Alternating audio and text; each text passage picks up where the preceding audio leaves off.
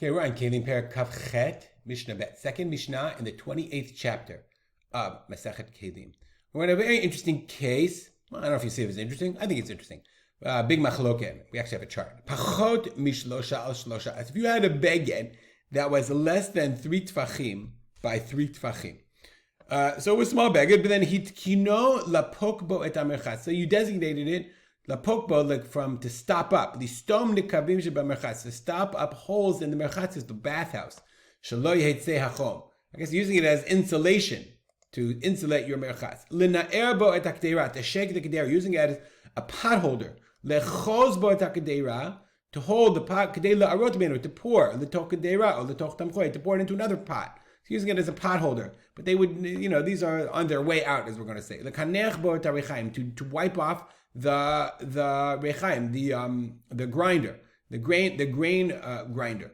Okay? Bein muchan, bein she'eno mina muchan, tameh. Div Rabbi Lezer. Whether it's muchan, ready or not ready. We're going to talk about what all these means. It's tameh, says Rabbi Lezer.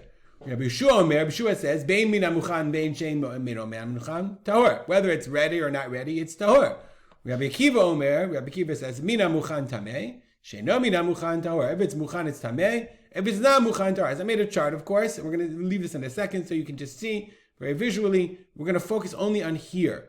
Okay? Focus on here. Rabbi Lezer says, muchan or not tameh. Rabbi Yeshua says, muchan or not tahor. Rabbi Akiva says, muchan tameh, la muchan is tahor. We're going to come back to this in a second. So the Gemara says, what in the word? The Gemara, this Mishnah is actually discussed in the Gemara in Shabbat. Now, we're not going to see the Gemara. You can look at the Shabbat, Chavtet, Amud Aleph, and Amud Bet. So we're just going to see it in the Bar Tanura. So the Gemara says, in Bamem Badikim it proves, if you took this shmata you're using for a pot holder and you put it in a box, then everyone agrees it's still a baguette, you still want it, it's tameh. Because you considered it important. And if you took this 3x3 thing that you used as a pot holder and you threw it in the garbage, everyone agrees it's tahor. Because you intentionally got rid of it. Okay, so let's go back to our chart for a second. Okay, so everyone agrees. You put it in a box, tameh. Zarko la'ashpa, throw it in the garbage, tahor. That's all good. Okay, but where do they argue? If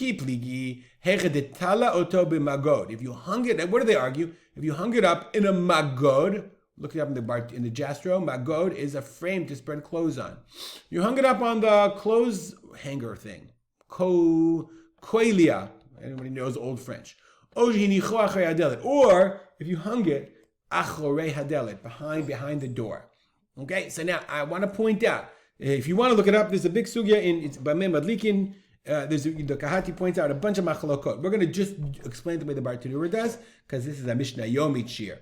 Okay, so and the way he explains it is this.